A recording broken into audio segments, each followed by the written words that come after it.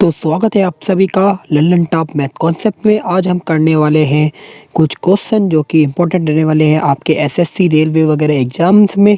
तो आप इन क्वेश्चन को बहुत ही अच्छी तरह से तैयार कर लेना। तो आइए अब शुरू करते हैं। तो पहला क्वेश्चन है, 60 आदमी 14 दिन में 280 किलो चावल खाते हैं, तो 30 आदमी कितने दिन में 120 किलो चावल खा लेंगे।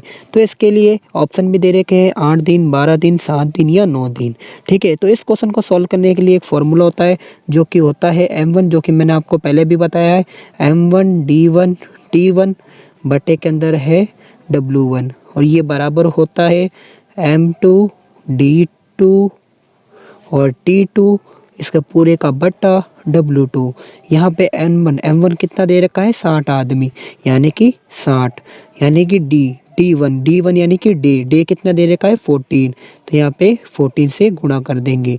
T यानी कि टाइम होता है जो कि हमें दे नहीं रखा है, तो अब इसे छोड़ देंगे। ठीक है, और W1 होता है वेट, यानी कि कितने किलो है, यानी कि 280 किलो दे रखा है। तो यहाँ पे कितना आ जाएगा, 280 किलो।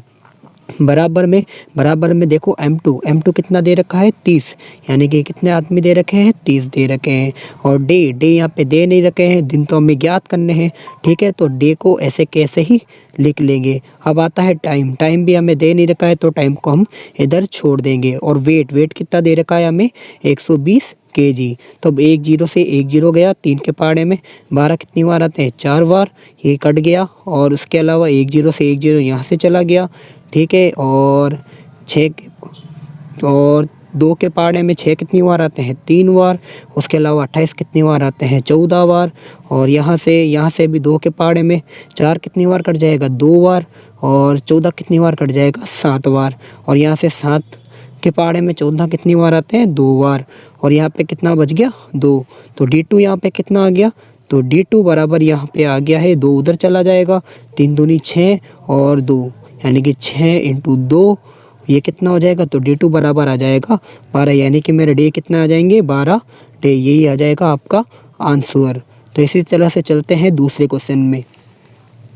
तो देखो क्वेश्चन नंबर 2 कह रहा है, एक परीक्षा में कमल ने 70% अंक प्राप्त किए, उसे 4 विषय में से 3 विषय में 81%, 66% तथा 61% अंक मिले, तो चौथे विषय में उसे कितने प्रतिशत अंक मिलेंगे। यानी कि कमल को है ना 4 विषय में से 3 विषय में 81%, 66% और 61% नंबर दे रखे हैं। ठीक है, और चौथा जो विषय है उसके मुझे नंबर ज्ञात करने हैं, वो भी प्रतिशत के अंदर। तो देखो चार विषय है कमल के पास, और मैंने मान लिया एक विषय कितने नंबर का होगा, 100 नंबर का होगा। तो 4 विषय कितने नंबर के हो जाएंगे, 400 नंबर के हो जाएंगे। अब मुझे 400 नंबर का कितना ज्ञात करना है, 70% अंक प्राप्त किए, तो 400 का 70% ज्ञात करना है। तो यहाँ पे देखते हैं 400 का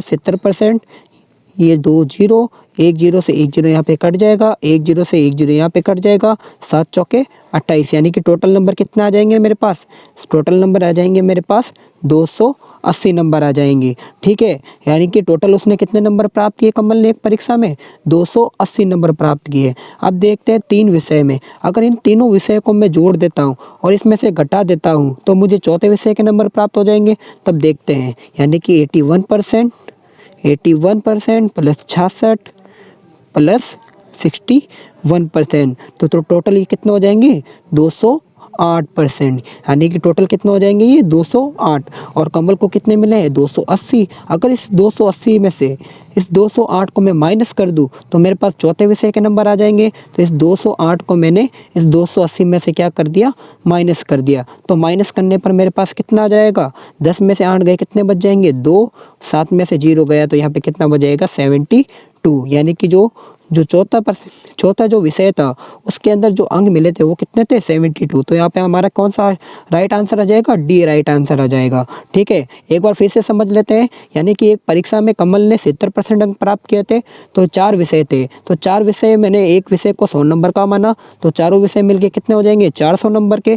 और 400 में से उसे कितने परसेंट नंबर मिले थे, 70% नंबर मिले थे। तो यहाँ मैंने 400 का 70% ज्ञात कर लिया, जो कि मेरे पास कितना आया, 280 80। फिर उसके बाद में मुझे 3 विषय के नंबर दे रखे हैं, तो मैंने इन तीनों विषय के नंबर को जोड़ लिया और जोड़ के टोटल नंबर में से जो कमल को मिले थे उसमें से घटा दिया, तो मेरे पास कितना आ गए, चौथे विषय के नंबर आ गए। इसी तरह से चलते हैं तीसरे क्वेश्चन में। देखते हैं question number third. Question number third कह रहा है एक परीक्षा में 900 लड़कियां तथा 1100 लड़के बैठे हैं, इनमें से 40% लड़कियां तथा 50% लड़के पास हुए हैं, तो कुल कितने प्रतिशत विद्यार्थी पास हुए हैं। तो देखो 900 तो मेरे पास क्या है, लड़कियां है, तो मैंने यहाँ पे क्या लिख दिया, 900 तो कितनी थी मेरे पास, लड़कियां थी, और उसमें से कितने जने पास हुई है, ओनली 40%, यानी कि 900 का कितना आ जाएगा, 40%। और बट 40% को क्या, बट्टे 40/100, एक जीरो से एक जीरो कट जाएगा, एक जीरो से एक जीरो कट जाएगा, 9 चौक कितना आ जाएगा, 36, यानी कि टोटल कितनी लड़कियां पास हुई है 900 में से, 360 लड़कियां पास हुई है। अब इसी तरह से देखते हैं लड़कों की संख्या, 1100 लड़के बैठे थे और कितने पास हुए हैं लड़के, 50%, तो 1100 लड़के थे मेरे पास और उसमें से कितने पास हुए हैं लड़के, ओनली 50% पास हुए हैं। ठीक है, एक जीरो से एक जीरो कट जाएगा, यहाँ पे भी एक जीरो से एक जीरो कट जाएगा, 11 × 5 55 हो जाएगा और एक जीरो से एक जीरो आ जाएगा, यानी कि टोटल कितने लड़के पास हुए हैं,